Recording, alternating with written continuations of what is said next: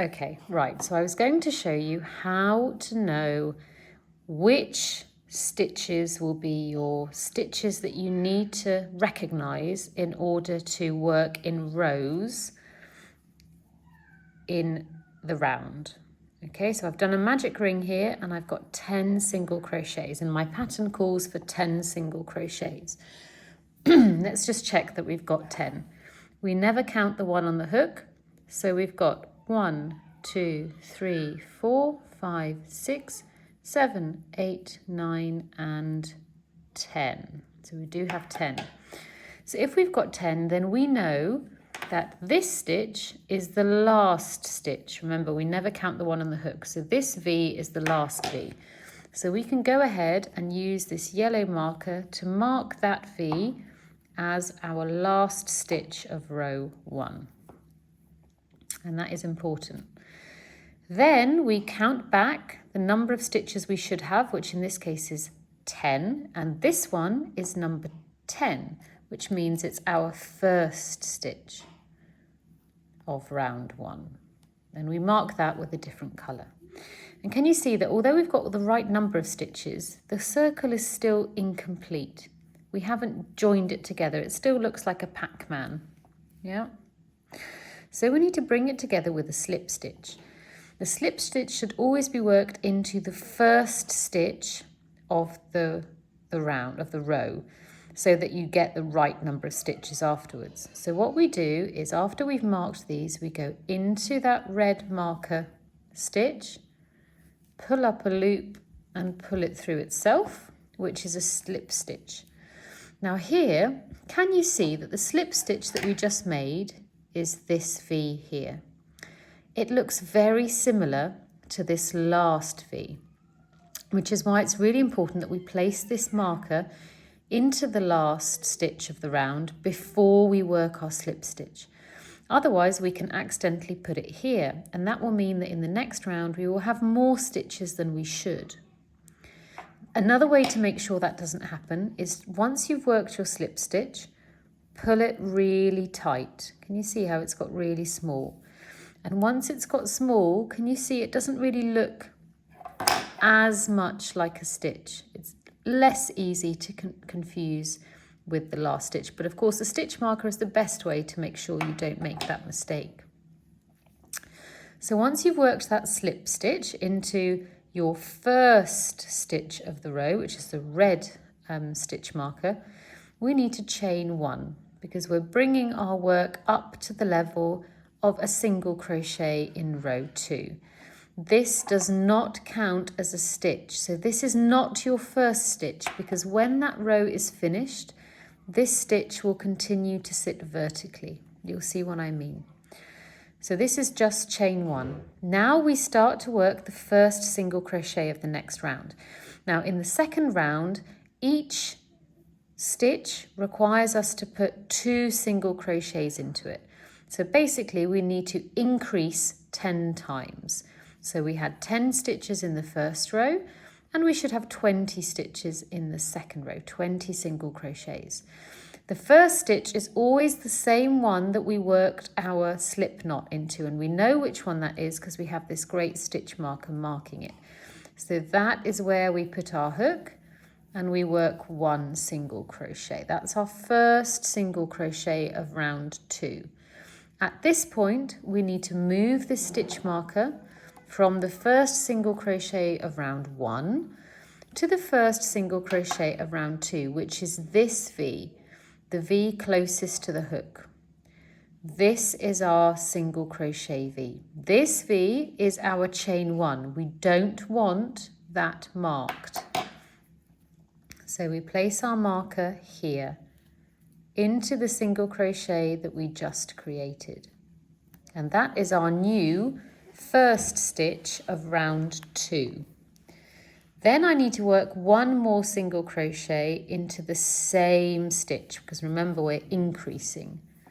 So there, that first stitch has 2 single crochets coming out of the same hole. And then I have to do that for every stitch in the circle. Go into each stitch twice. So there are 2 single crochets in each stitch. There we go.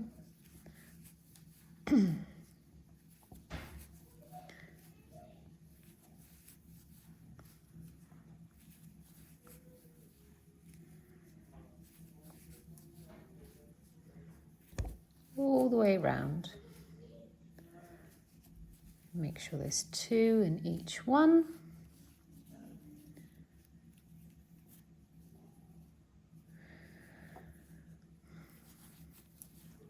And we should have 20 in this round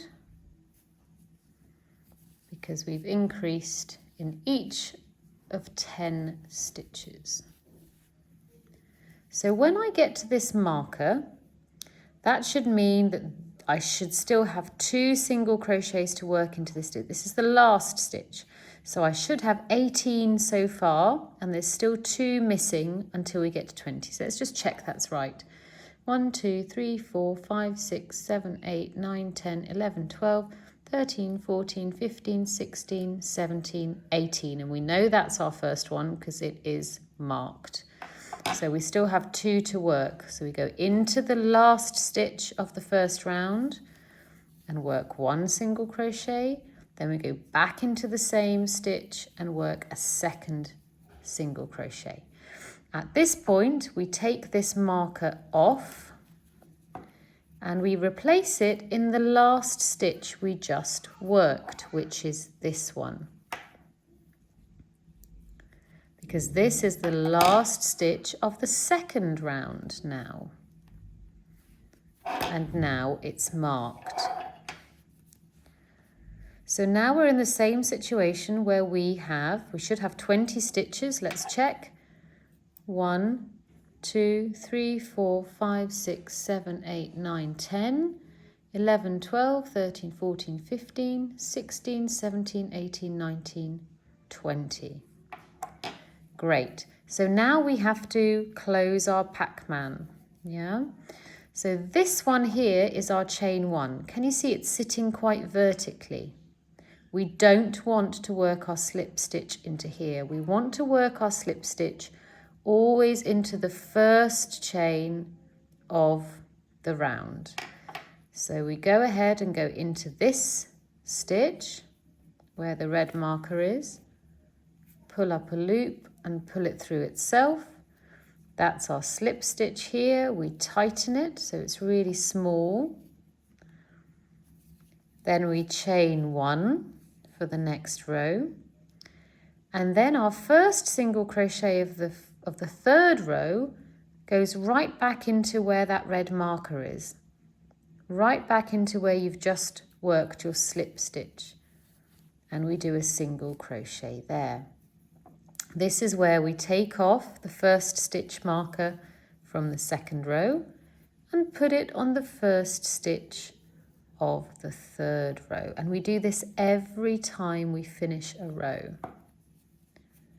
So I'm just going to show you one more row because the system is completely the same. Doesn't matter how many rows you work, but I'll do one more row to show you. So the next row, row 3, just needs 1 single crochet in each stitch. There's no increases. So here we are. We've already done 1, 2, 3, 4, 5, 6, 7, 8, 9, 10, 11, 12, 13, 14, 15, 16, 17, 18,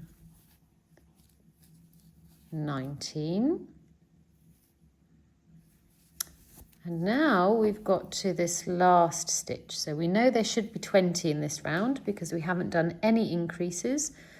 The first round had 10 stitches. The second round had 20 because we did a 2 single crochets in each stitch. The third round just has 1 single crochet in each stitch, so the stitch count still is 20.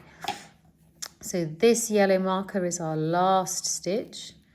So we go ahead and work our single crochet. Now that should make 20. 1, 2, 3, 4, 5, 6, 7, 8, 9, 10, 11, 12, 13, 14, 15, 16, 17, 18, 19, 20. And we know this is our first stitch. So we have the correct number of stitches. Now we go ahead and remove this last stitch marker and put it on our new last stitch of the third round, which is there. Next, we need to close the Pac-Man. And to do that, we introduce our hook into the first stitch, which is marked with that red marker. Pull up a loop and pull the loop through itself. And then we tighten that slip stitch, so that it's really small. And then we chain 1 to bring it up to the level of row 4. And then we go back into the first stitch, which is marked by the stitch marker, to work the first single crochet of the fourth round. And this is where we take off the marker of the first round of the first stitch in the third round, and we move it to the first stitch in the fourth round. And we carry on like that all the way through the project. And I hope you can see that means that you have a really neat seam and you don't need to worry too much about agonizing over stitch counting, because you know that you have a very set routine for placing these markers. I hope that helps.